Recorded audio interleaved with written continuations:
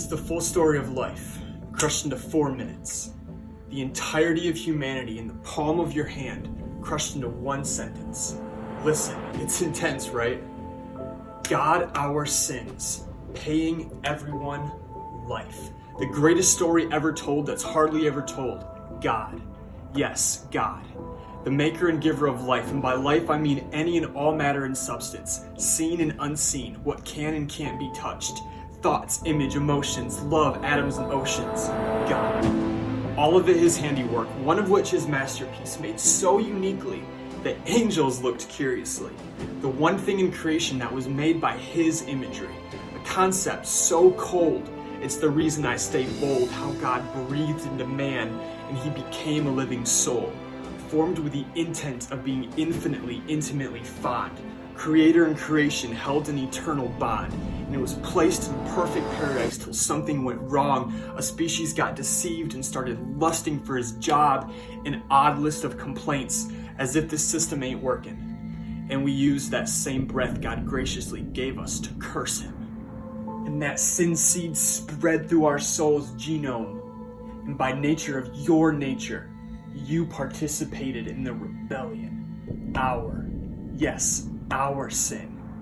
Its nature inherited, blackens the human heart. It was over before it started. Deceived from day one and led away by our own lust. There's not a religion in the world that doesn't agree that something's wrong with us. The question is, what is it? And how do we fix it?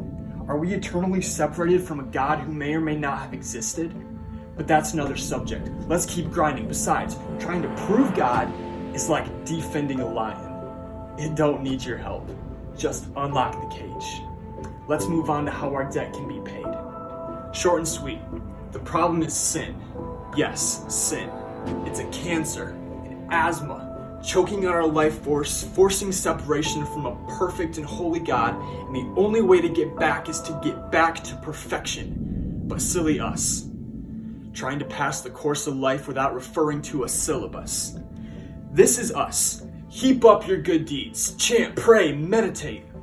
But all that, of course, is spraying cologne on a corpse, and you could choose to ignore it as if something don't stink.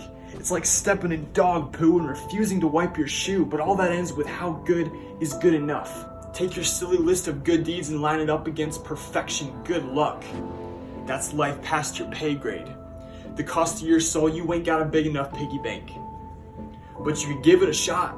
But I suggest you throw away the list, because even your good acts are an extension of your selfishness. But here's where it gets interesting. I hope you're closely listening. Please don't get it twisted. It's what makes our faith unique. Here's what God says is part A of the gospel. You can't fix yourself. Quit trying. It's impossible.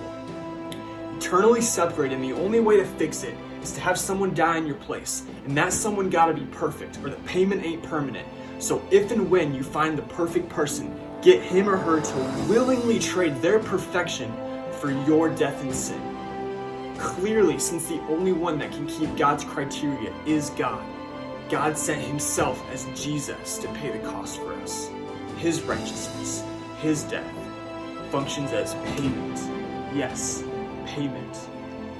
Wrote a check with his life, but at the resurrection we all cheered because that means the check cleared. Pierced feet, pierced hands, blood-stained Son of Man, fullness, forgiveness, free passage into the promised land. That same breath God breathed into us, God gave up to redeem us. And anyone and everyone, and by everyone I mean everyone, who puts their faith and trust in him and him alone, can stand in full confidence of God's forgiveness. And here's what the promise is, that you are guaranteed full access to return to perfect unity by simply believing in Jesus Christ alone. You are receiving life. Yes, life. This is the gospel.